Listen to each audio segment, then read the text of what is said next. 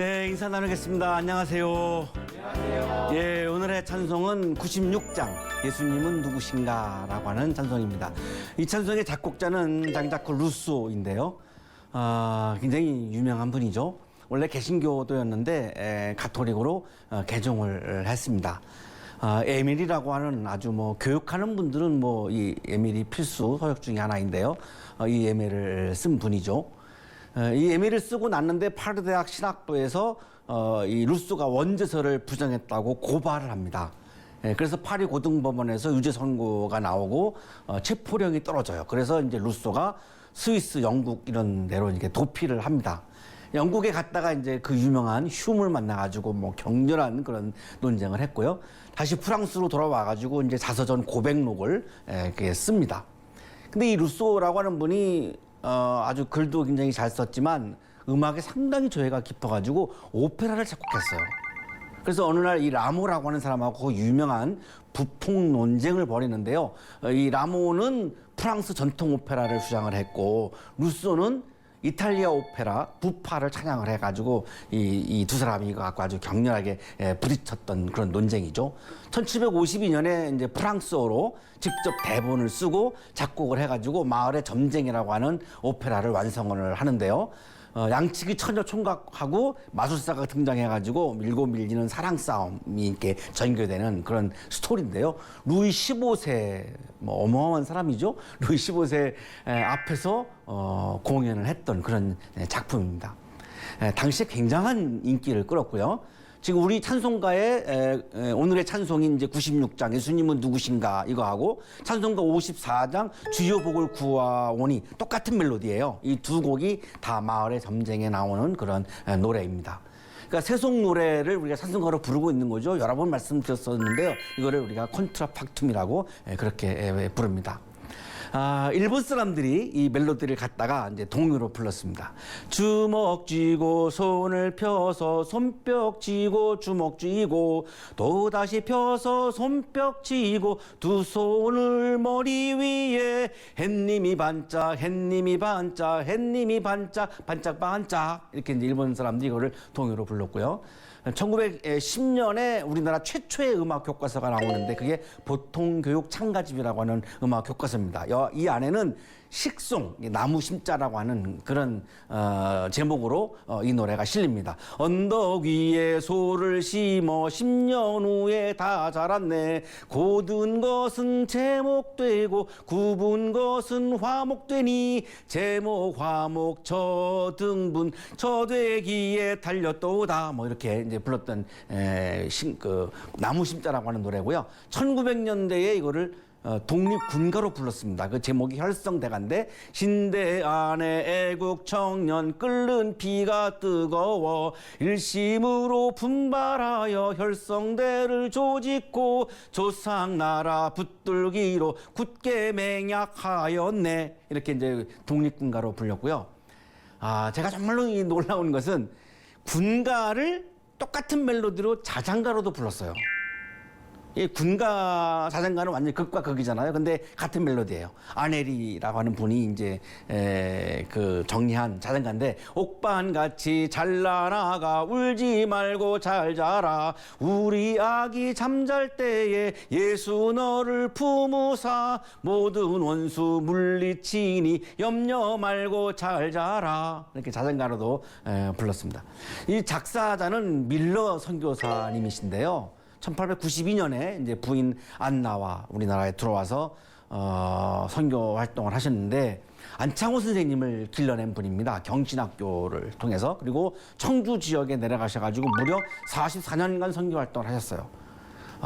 정말 존경스러운 분인데요. 1902년에 통합공유회 찬송가위원회 위원으로 이제 일하셨는데 찬송가에 대한 이 글을 이분이 참 많이 썼는데요. 한 군데를 제가 좀 소개하려고 합니다.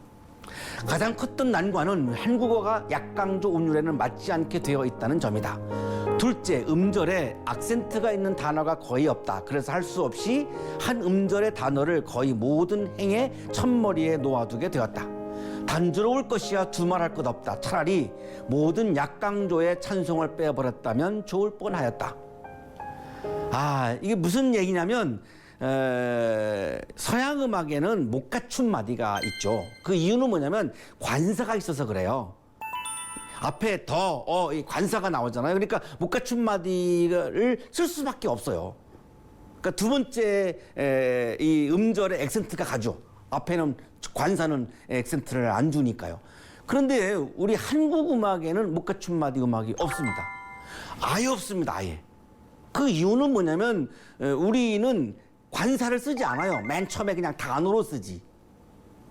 그러니까 이 번역하는 선교사들이 못 갖춘 마디의 정관사 부분에다가 한 음절의 단어를 넣으려고 하니까 억지로 갖다가 막 집어넣는 거예요. 그러다 보니까 이게 너무나 어색하고 우리말에 너무나 자연스럽지 않은 거예요. 예를 들면 나 같은 죄인 살리신 주 은혜에 놀라워 잃었던 생명 찾았고 광명을 얻었네. 이렇게 돼 있죠, 우리말이. 그러면 노래도 나 같은 죄인 이렇게 해야 되는데 서양 음악은 못 갖춘 마디가 있다 보니까 어떻게 돼 있냐면 나 같은 죄인 살리 신주라고 하는 단어가 우리말에 없잖아요. 근데 이 못 갖춘 마디 때문에 이게 나오는 거예요. 은혜 놀라워 어떤 생명 찾았 고광 명을 얻었네. 이게 한국말이 안 되는 거예요. 이게 못 갖춘 마디 때문에 나오는 현상이에요. 그러니까 밀러 선교사님이 찬송가를 번역을 하면서 이 못 갖춘 마디 때문에 한국말하고 이게 맞지가 않은 거를 너무나 뼈저리게 느낀 거예요. 그래서 못 갖춘 마디 음악은 찬송가에서 다 빼야 돼 이렇게 막 주장을 한 거죠. 근데 뭐 서양 음악에는 못 갖춘 마디가 거의 90% 이상의 못 갖춘 마디가 있기 때문에 뺄 수가 없는 거죠. 그래서 이거를 갖고 이 밀러 선교사님이 굉장히 고민을 많이 하신 분이에요. 1904년에 청주제일교회를 세우셨죠. 지금도 아주 그냥 좋은 교회로 세워져 있는데요. 1905년에 찬송시 5편을 썼습니다. 오늘 우리가 지금 오늘의 찬송으로 부르고 있는 96장 예수님은 누구신가, 204장 주의 말씀 듣고서 우리가 잘 알고 있죠. 427장 마음 가난한 사람 복이 있나니, 451장 예수 영광 버리사, 588장 공중 나는 새를 보라. 이거 다 우리가 잘 알고 있는 찬송들인데요. 5편이 지금 우리 찬송가에 들어가 있습니다. 결혼하고서 6년 만에 첫째 아이를 얻었는데요. 6개월 만에 이 아이가 죽어요. 둘째 아이를 낳았는데 하루 만에 죽어요. 두 아이를 다 잃습니다. 이게 한국에서 선교사 할 때 일어난 일이죠. 그리고 1년 뒤에 안나라고 하는 아내가 죽어요. 두 아들과 아내를 그냥 다 청주에서 선교 활동하다가 다 이런 거죠. 사람들이 이분에게 질문했어요. 당신은 예수를 원망하지 않습니까? 당신의 예수는 누구입니까? 이 질문에 대한 답으로 작사를 한 것이 오늘의 찬송입니다. 예수님은 누구신가? 우리 여러분 중에 한 분 대답해 보실까요? 예수님은 누구세요? 나 자신에게 예수님은 누구세요? 저의 주인이십니다. 주인. 밀러 선교사님은 이렇게 얘기했습니다. 예수님은 누구신가? 우는 자의 위로와 없는 자의 풍성이며 천한 자의 높음과 잡힌 자의 노임되고 우리 기쁨 되시네. 이스라엘 사람들이 로마의 식민지 하에서 억압과 지배를 받으며 살았죠. 얼마나 많이 울고 신음을 했겠습니까? 예수님은 누구시냐? 그 사람들을 지배하는 분이 아니라 그분들을 위로하는 분이라고 고백을 하는 거죠. 우는 사람들을, 약한 사람들을 지배하는 사람이 아니라 약한 사람들을 위로하는 사람이다. 위로하시는 분이다. 로마의 강탈로 먹을 것이 없었죠. 그래서 예수님이 5천 명한테 막 먹을 것을 주시죠. 로마의 지배 아래서 노예로 살아가니까 사람들이 존중받지 못했죠. 근데 예수님은 사람을 존중하시는 분이었다. 로마의 강압 아래서 억울하게 막 잡혀서 감옥에 갇힌 사람들이 많았죠. 예수님은 누구시냐? 그분들에게 자유를 주시는 분이다. 로마의 나라에서 비인간적인 삶을 살면서 절망하는 사람들에게 예수님은 하나님 나라의 기쁨을 주시는 분이시다. 이런 신앙 고백을 지금 밀러 선교사님이 찬송을 통해서 하고 있습니다. 누가복음에 나오는 예수님의 첫 설교죠. 4장 18절인데요. 주님의 영이 내게 내리셨다. 성령이 예수님에게 내린 거예요. 이걸 우리가 성령 충만이라고 부르죠. 예수님이 지금 성령 충만했습니다. 성령 충만했을 때 예수님이 뭘 하시는지가 매우 중요한데요. 주님께서 내게 기름을 부으셔서 가난한 사람들에게 기쁜 소식을 전하게 하셨다. 성령 충만하니까요. 가난한 사람이 보이는 거예요. 가난한 사람에게 먹을 것을 주고 싶은 거예요. 이게 성령 충만한 사람이라고 지금 말씀하시죠.